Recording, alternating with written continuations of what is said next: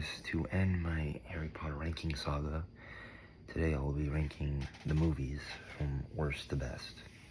So now there's 8 Harry Potter movies in the Harry Potter movie franchise. It was spanned from 2001 to 2011. And I must say, this movie series, again, is pretty good. Without further ado, my least favorite Harry Potter movie.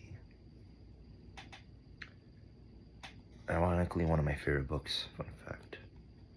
Harry Potter and the Half-Blood Prince. I'll tell you why. They get rid of all the good stuff that made the book good. AKA most of Voldemort's memories, which were Hepzibah Smith. What else? They got rid of Murphy Gaunt and Morphin Gaunt's backstory, which I didn't like. They, I don't know. I just didn't like this movie that much. It is definitely the weakest out of the 8 movies, in my opinion.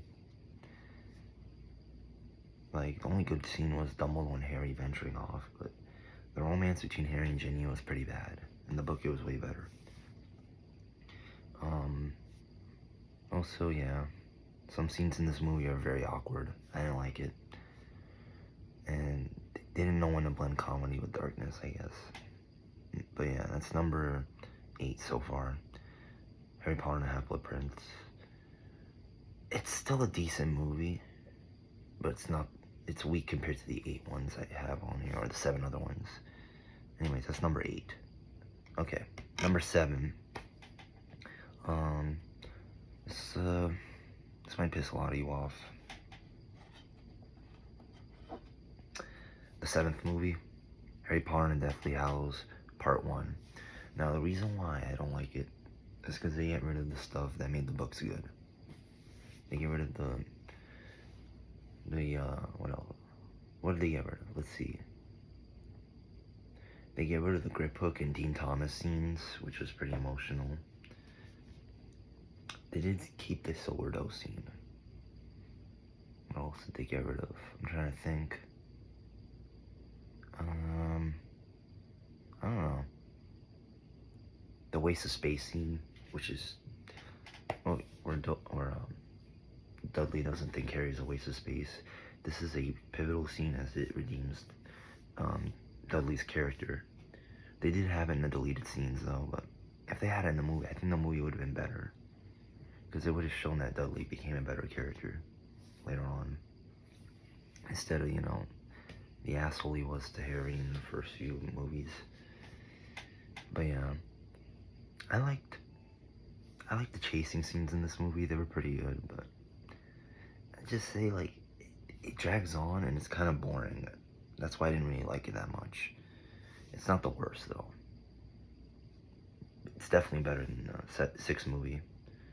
But I would just say, like, it's not that great. It's meh to me. But yeah, that's Harry Potter and Deathly Hallows Part 1. Number 6. Let's see.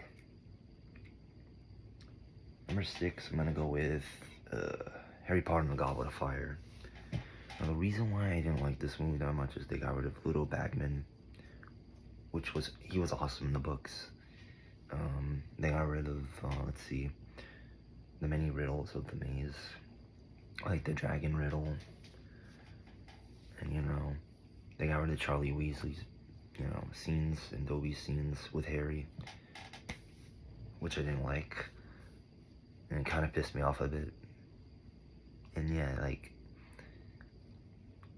and tasks, they were okay, but like, the book's version of the tasks were way better.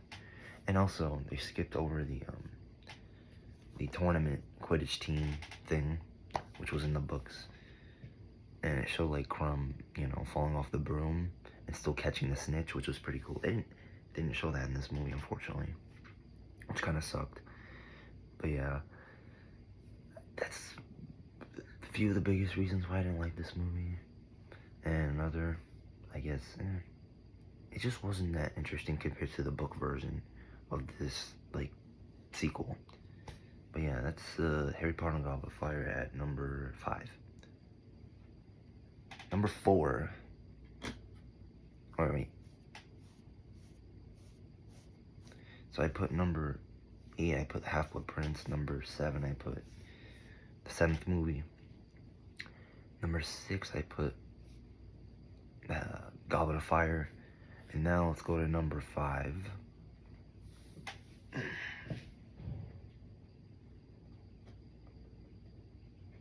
see. Number 5, I'm going to put Harry Potter and the Chamber of Secrets. Now, decent movie, but it drags on for way too long. It's the longest movie in the series. And, yeah, I'm into the basilisk scenes, but other than that, it's not really that fun to watch compared to the later movies. Yes, we get to see the Horcruxes thing like we did in the book. Yeah, whatever. And we do get to see Dobby's first appearance, which is pretty cool. He's barely mentioned in the movies. In the books, he's in like almost all of them. But yeah, I mean, it's an alright movie, but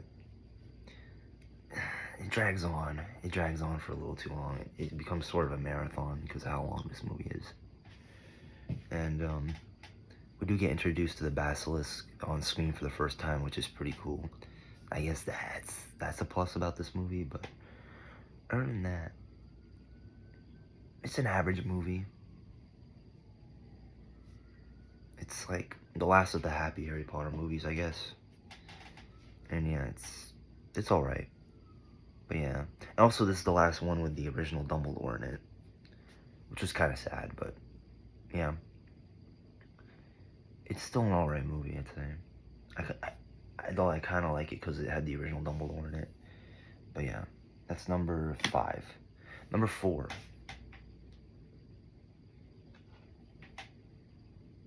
Harry Potter and the Sorcerer's Stone, or Philosopher's Stone for any British viewers. Yeah. I like this movie because we get introduced to the world of Harry Potter on screen for the first time. Diagonally, everything looks visually really good. It's really nice. And, you know, we get introduced to Harry, Ron, and Hermione on screen for the first time. Voldemort, who actually has red eyes in this movie. They actually made the book, you know, version of Voldemort in this movie. I don't know why they didn't keep that version of Voldemort in the later movies. But I'd say this one was most accurate to the book in terms of what Voldemort looked like. Because they made him have red eyes in this movie. Which is supposed to be like Voldemort's eye color. But yeah. That's Harry Potter and the Sorcerer's Stone. Really good movie. Definitely, I'd say honestly, more entertaining than the book. Just because we get to see the characters on screen for the first time. I mean, the book is good. It's alright, but like, I personally enjoyed the movie more. Honestly. But yeah, it's pretty good. Peeves was originally supposed to be in this movie, fun fact, but they scrapped him entirely from the movie. But yeah, that's Harry Potter and the Sorcerer's Stone at number 4. Okay, number 3. Harry Potter and the Order of the Phoenix. This one also is better than the book. Sirius is more likable in this movie than he is in the book. Harry, Ron, Hermione. It feels like, and Neville and Ginny, Luna, they all go on adventures together. Unlike in the book when they were separated. It's pretty nice to see them together too. I like it. And yeah, it's a really good movie. The prophecy, they have Neville hold the prophecy instead of Ron in the books. Yeah. And that's the reason why I'd say this movie was better than the book. It didn't drag. The pacing was perfect, almost. The pacing was actually really good in this movie. And they made Ron look like a smart ass for once, which is pretty good. Because they like to make Hermione look smart in this movie series. But I personally like this movie a lot. It deserves a number 3. Really good movie. And yeah. First part of my top 3, basically. Anyways. Number 2. Harry Potter and the Prisoner of Azkaban. Now, this is the first movie with the new Dumbledore in it, and I love the cinematography in this movie. Amazing, really good movie. The visuals are great in this movie. What else? I'm trying to think. Sirius Black, we get introduced to him, and perfect actor to portray Sirius Black, honestly. Gary Oldman was perfect for that role. Harry, Ron, and Hermione go on an adventure, save Buckbeak, Sirius Black, just like the book. And maybe there might be a few differences, but, like, you know, Hermione taking the roles of Ron, I guess, of standing up to Harry. But those are, like, the few differences. I would say the book is slightly better than the movie, but it's still a great movie. I like, you know, what else? I like the Buckbeak flight sequences, which is pretty great in this movie. I like the Time Turner sequence in the movie as well. It's a pretty fun movie to watch.